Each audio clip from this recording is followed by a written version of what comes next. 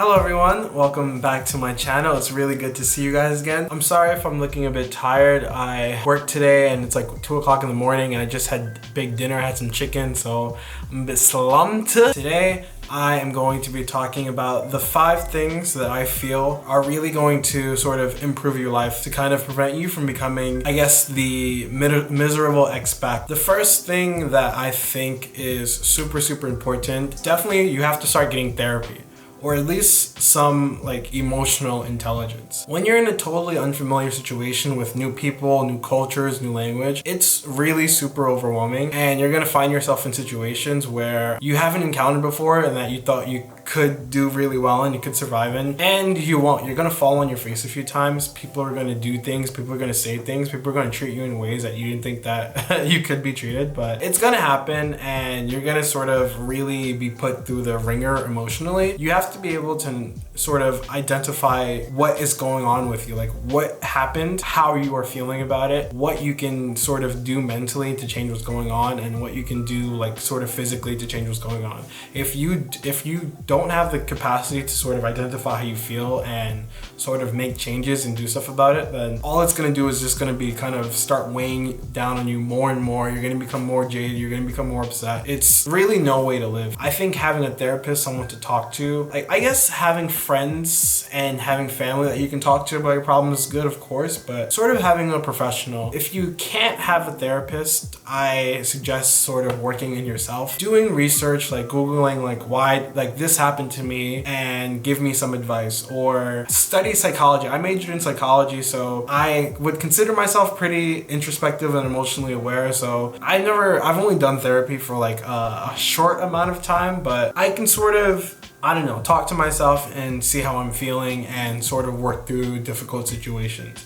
But not many people can do that, and not many people know that they can't do that. That's just a real recipe for sort of your destruction eventually, whether it happens like in a year or 2 years. The second tip I have is you have to learn Korean, or the local language of wherever country that you're in. Many people, they start teaching or they start living in a new country and they don't really try to learn the language. Countries are becoming more international and English is becoming more widespread.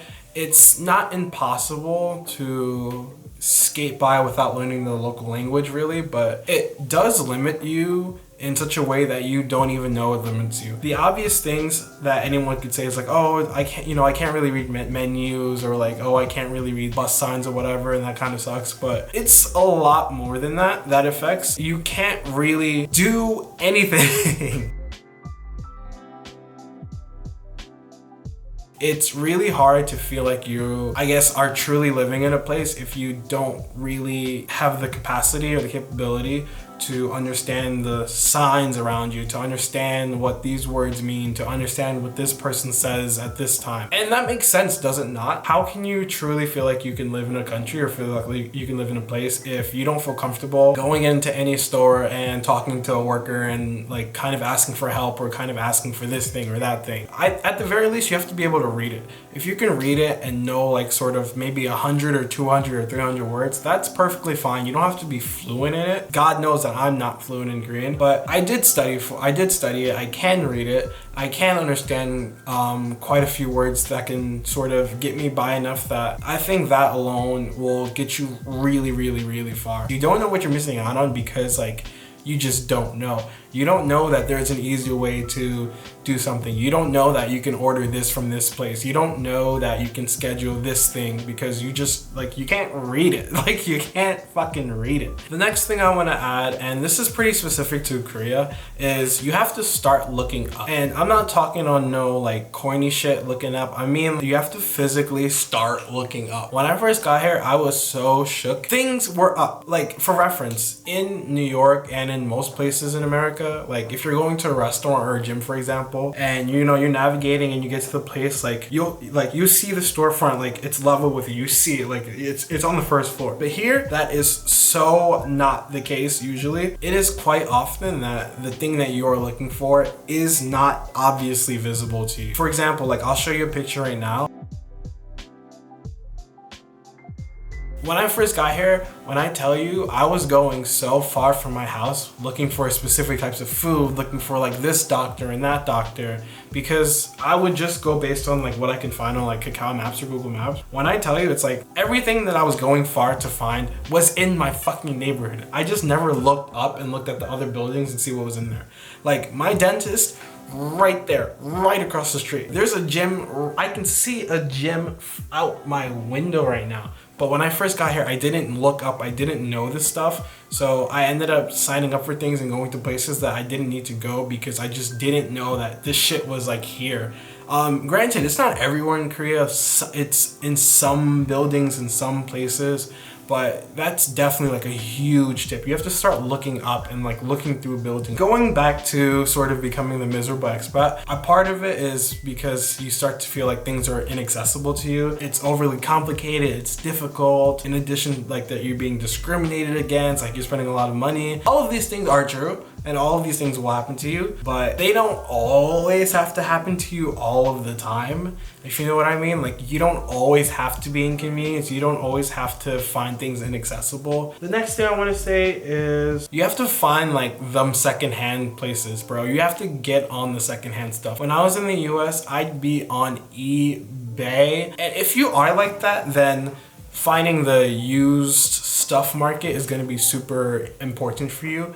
In Korea, I believe the two biggest ones that at least I use are the Carrot Market and the Naver Cafe for used stuff. I've gotten like so many things for used. I've gotten my bike, I got that shit for 20 bucks used on Carrot. I got my Instant Pot on Carrot. I got my, it wasn't used actually. It was actually brand new still in the box, but because it was on Carrot, it was not the same price that you would pay for retail. I got my camera, the camera I'm using now, I got this secondhand from Naver Cafe. My phone, my LG Wing, I got from Naver Cafe. Half of retail price I got this shit for. But anyway, there's a lot of stuff. There's a lot of stuff that you can get secondhand, and it makes things a lot easier because you can sort of live the old life that you had without feeling like you're kind of paying full retail price. Electronics in Korea at least are really, really expensive. You would think that Samsung is here so it's cheap. No, it's not. Like it's really expensive. Like electronics are really expensive. Like it's not a joke. That having that second-hand market available to you,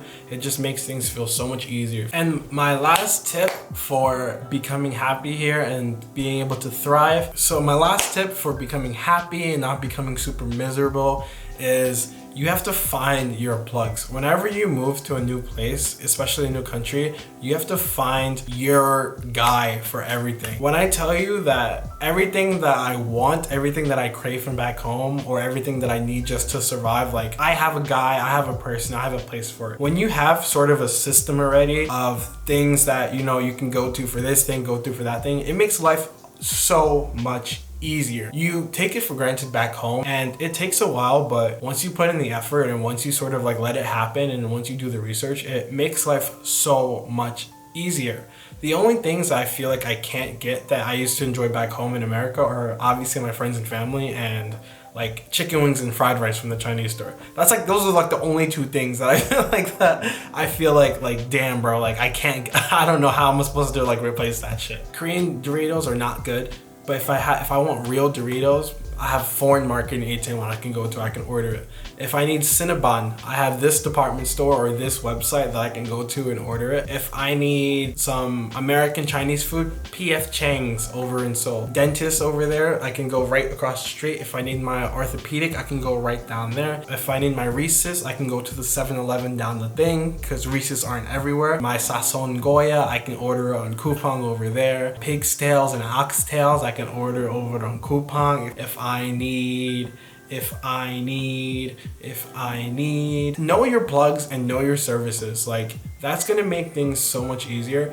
If your phone breaks, know where you're gonna go. For example, God forbid your phone breaks randomly. Know where you're gonna go, your laptop breaks. And if you do need any sort of tips on where to find something, you can let me know in the comments. Probably I won't be that helpful, but maybe I can, I don't know, let you know something. Anyway, so that's that on my video. These were the 5 things that I think can help you become sort of not the miserable expat and sort of enjoy your life here in Korea. If there's anything else you're curious about, you can let me know down in the comments.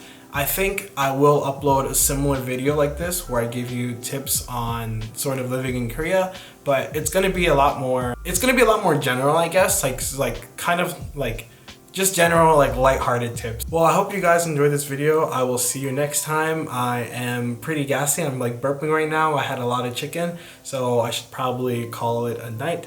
I hope you guys enjoyed. Bye bye. Have a good day, week, whatever.